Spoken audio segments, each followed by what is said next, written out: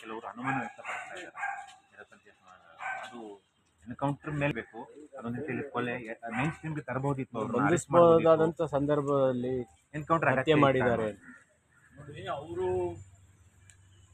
ನನಗೆ ಬಂದಿರುವಂಥ ಮಾಹಿತಿ ಸಬ್ಜೆಕ್ಟೆಡ್ ಟು ಕರೆಕ್ಷನ್ಸ್. ಯಾಕೆಂದರೆ ನೇರವಾಗಿ ನನಗೆ ಹ್ಯಾಂಡ್ ರೈಟಿಂಗ್ ಬರೋವರೆಗೂ ನಾನು ಅವ್ರು ಹೇಳಿದ್ದನ್ನೇ ಹೇಳಬೇಕಷ್ಟೇ.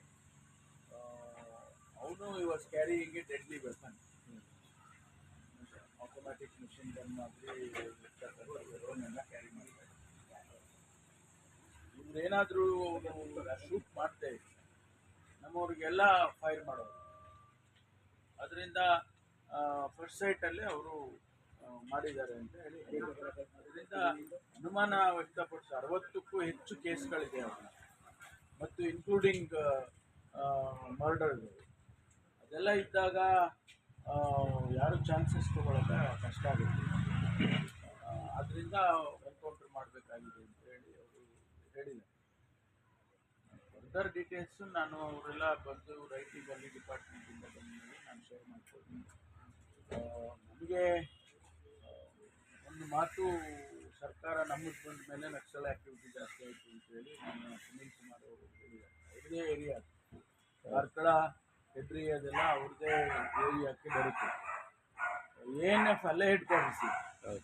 ನಮ್ಮ ANF ಆಂಟಿ ನಕ್ಸಲ್ ಫೋರ್ಸ್ ಏನಿದೆ ಅದಲ್ಲೇ ಹೆಡ್ ಕ್ವಾರ್ಟರ್ಸ್ ಕಾರ್ಕಳದಲ್ಲೇ ಇದೆ. ಅವು ಸತತವಾಗಿ ಯಾವಾಗಲೂ ಕೂಡ ಒಂದು ನಿಗಾ ಇಟ್ಕೊಂಡೇ ಬರ್ತಾ ಇದ್ರು. ಇಲ್ಲಿವರೆಗೂ ಇರಲಿಲ್ಲ. ಮೊನ್ನೆ ತಾನೇ ಹೋದ 15 ದಿವಸನೋ ಏನೋ ಕಾಣಿಸುತ್ತೆ. ಅದು ಹಿಂದೆ ಒಬ್ಬರು ಲತಾ ಅಂತ, ಒಬ್ಬರು ರಾಜು ಅಂತ, ಅವರಿಬ್ಬರು ಲೀಡರ್ಸ್. ಅವರು ಸೈಟ್ ಆದರು ಅಂತ ಹೇಳಿ ನನಗೆ ಅವರು ವರದಿ ಕೊಟ್ಟಿದ್ರು. ಆ ಸಂದರ್ಭದಲ್ಲಿ ಇಲ್ಲ ಅದನ್ನು ಕೂಂಬಿಂಗ್ ಮಾಡಬೇಕು ಅಂತ ಹೇಳಿ ನಮ್ಮ ಡಿಪಾರ್ಟ್ಮೆಂಟ್ನವರು ISB ಆಪರೇಷನ್ ಪ್ರಾರಂಭ ಮಾಡಿದ್ರು. ಈ ಮಧ್ಯದಲ್ಲಿ ಇವ್ರದ್ದು ಮಾಹಿತಿ ಬಂತು. ಮಾಹಿತಿ ಬಂದಾಗ ಇವರು ಅಲ್ಲಿ ಹೋದಂಥ ಸಂದರ್ಭದಲ್ಲಿ ಅವ್ರನ್ನ ನಾವು ಹಾಗೆ ಬಿಟ್ಕೊಂಡು ಹೌದು ಅವ್ರು ಏನು ಮಾಡಿದ್ರು ನಡೀತದೆ ಅಂತ ಹೇಳೋದಕ್ಕೆ ಸಾಧ್ಯ ಆಗಲಿಲ್ಲ. ಅದಕ್ಕೋಸ್ಕರ ಈ ಘಟನೆ ಆಗಿದೆ ಬಿಟ್ಟರೆ ಬೇರೆ ಏನಿಲ್ಲ. ತನಿಖೆ ಮಾಡಬೇಕು ಹಾಗೆ ಅಂತೆಲ್ಲ ಕೆಲವರು ಮಾಧ್ಯಮದಲ್ಲಿ ಹೇಳಿದರು. 60 ಕೇಸ್ ಇದ್ದು ಅವನು ವೆಪನ್ ಕ್ಯಾರಿ ಮಾಡಿಕೊಂಡು ಹೋಗುವಂಥ ಸಂದರ್ಭದಲ್ಲಿ ಎನ್ಕೌಂಟರ್ ಆಗಿರೋದನ್ನು ಯಾವ ದೃಷ್ಟಿಯಿಂದ ತನಿಖೆ ಮಾಡಬೇಕು? ಅವು ಎಲ್ಲ ಕಾನೂನಿನ ಚೌಕಟ್ಟಿನಲ್ಲೇ ಮಾಡಿರ್ತಾರೆ. ಅಂಥ ಸಂದರ್ಭದಲ್ಲಿ ಈಗ ಮರ್ಡರ್ ಮಾಡಿರೋರನ್ನ ವೆಪನ್ ಕ್ಯಾರಿ ಮಾಡುವುದು ಏನು ಆಟೋಮ್ಯಾಟಿಕ್ ಮೆಷಿನ್ ಗನ್ ಥರ ಇರುವಂಥ ವೆಪನ್ ಕ್ಯಾರಿ ಮಾಡುವಂಥವ್ರನ್ನೆಲ್ಲರನ್ನೂ ನಾವು ಹಾಗೆ ಬಿಟ್ಟು ಹೌದಪ್ಪ ಫ್ರೆಂಡ್ಲಿ ಮಾಡೋಕ್ಕಾಗೋದಿಲ್ಲ. ಅದಕ್ಕೋಸ್ಕರ ಆ ರೀತಿ ಆಗಿದೆ. ಸುದ್ದಿಗೋಷ್ಠಿ ಕರೆದಿದ್ದಾರೆ ಎಡಪಂಥೀಯರೆಲ್ಲ.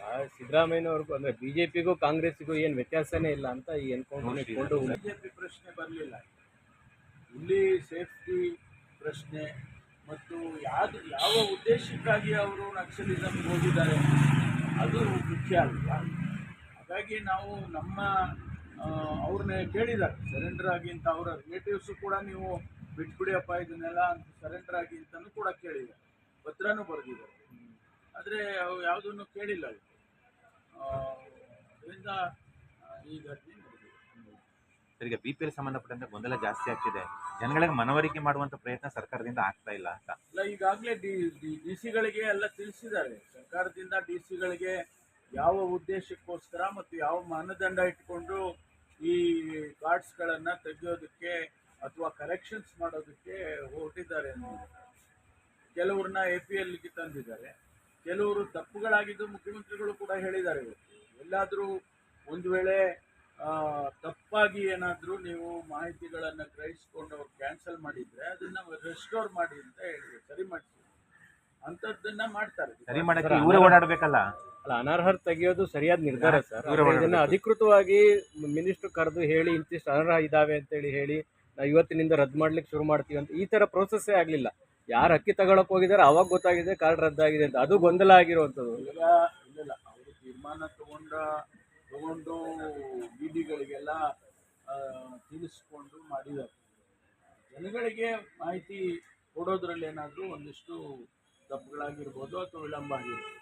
ಆದರೆ ಯಾರಿಗೆ ನಾವು ಕಾನೂನು ಬಾಹಿರವಾಗಿ ತಗೊಂಡಿರ್ತಾರೆ ಅಂಥವ್ರಿಗೆ ಮಾತ್ರ ನೀನು ರದ್ದು ಮಾಡುವಂಥ ಪ್ರಕ್ರಿಯೆ ಅಷ್ಟೇ ಬಿಟ್ಟರೆ ಎಲ್ಲನೂ ಸರಿಯಾಗಿದ್ದರೆ ಕಾನೂನಿನ ಚೌಕಟ್ಟಿನಲ್ಲಿದ್ದರೆ ಯಾರಿಗೂ ರದ್ದು ಮಾಡೋದಿಲ್ಲ. ಈಗ ವಿಚಾರ ಇರೋದು ಅರ್ಹರ ಜೊತೆ ಅನರ್ಹರ ಜೊತೆ ಅರ್ಹರದ್ದು ಕೂಡ ಪಡಿತರ ಸಿಗ್ತಾ ಇಲ್ಲ ಸರ್. ಆ ವಿಚಾರ ಕುರಿತಂತೆ ಅಲ್ಲ, ಅರ್ಹರಿಗೆ ಸಿಗಲೇಬೇಕು, ಅರ್ಹರಿಗೆ ಸಿಗಲೇಬೇಕು. ವಿ ವಿಲ್ ಎನ್ಶೋರ್ ದಟ್ ಏನಾದರೂ ತಪ್ಪುಗಳಾಗಿದ್ದರೆ ಅದನ್ನು ಸರಿಪಡಿಸ್ತಕ್ಕಂಥ ಕೆಲಸ ಸರ್ಕಾರ ಮಾಡುತ್ತೆ. ಅಲ್ಲೊಂದು ಇಲ್ಲೊಂದು ಏನಾದರೂ ಅರ್ಹತೆ ಇರೋವ್ರದ್ದು ತೆಗೆದಿರ್ಬೋದು, ನಾನು ಇಲ್ಲ ಅಂತ ಹೇಳಕ್ಕೆ ಹೋಗೋದಿಲ್ಲ. ಅದನ್ನೇ ಮುಖ್ಯಮಂತ್ರಿಗಳು ಕೂಡ ಹೇಳಿದ್ದಾರೆ. ಅದನ್ನು ತಕ್ಷಣ ಸರಿಪಡಿಸಿ ಅವರಿಗೆ ಮಾಮೂಲಿ ರೇಷನ್ಸ್ ಕೊಡೋ ರೀತಿಯಲ್ಲಿ ಮಾಡಿದ್ದಾರೆ. ಕೆಲ ಶಾಸಕರು ಈಗ ಸಚಿವ ಸ್ಥಾನದ ಬೇಡಿಕೆಯನ್ನು ಇಡ್ಲಿಕ್ಕೆ ಶುರು ಮಾಡಿದ್ದಾರೆ. ಏನಾದ್ರು ರೀಶಫಲ್ ಆ ಥರದ್ದು ಏನಾದ್ರು ಇದೆಯಾ ಸರ್? ಮಳವಳ್ಳಿ ಶಾಸಕರು ಮಾತನಾಡಿದ್ದಾರೆ, ಬೆಳಗಾವಿ ಆಸಿಫ್ ಶೇಖ್ ಕೂಡ ಮುಸ್ಲಿಂ ಕೋಟಾದಲ್ಲಿ ನಮಗೂ ಕೊಡಿ ಅನ್ನುವಂಥ ಡಿಮಾಂಡ್ ಮಾಡ್ತಾ ಇದ್ದಾರೆ. ಏನೋ ಚರ್ಚೆ ಇದೆಯಾ ಸರ್? ರೀಶಫಲ್ ಮಾಡೋ ವಿಚಾರ ನನಗೆ ಗೊತ್ತಿಲ್ಲ, ಅದು ಮುಖ್ಯಮಂತ್ರಿಗಳಿಗೆ ಬಿಟ್ಟರೆ ಬೇರೆ ಯಾರಿಗೆ ಗೊತ್ತಾಗುತ್ತೆ. ಆದರೆ ಅರ್ಹತೆ ಇರ್ತಕ್ಕಂಥವರು ಶಾಸಕರು ಭಾಳಷ್ಟು ಜನ ಇದ್ದಾರೆ.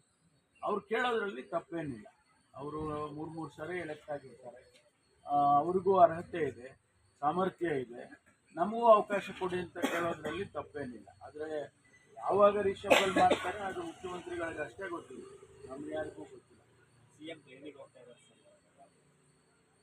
ಹೋಗ್ತಾ ಇದ್ದಾರೆ. ಅಲ್ಲಿ ಒಂದು ಸಹಕಾರಿ ಇಲಾಖೆದ್ದು ಒಂದು ಕಾರ್ಯಕ್ರಮ ಇದೆ, ಅದಕ್ಕಾಗಿ ಹೋಗ್ತಾ ಇದ್ದಾರೆ. ನಿನ್ನೆ ನಾವು ಮಾತಾಡುವಾಗ ಹೇಳಿದ್ದೆ 21ಕ್ಕೆ ನಾನು ಹೋಗ್ತೇನೆ, ಹೋಗಿ 1 ದಿವಸದ ಮಧ್ಯೆ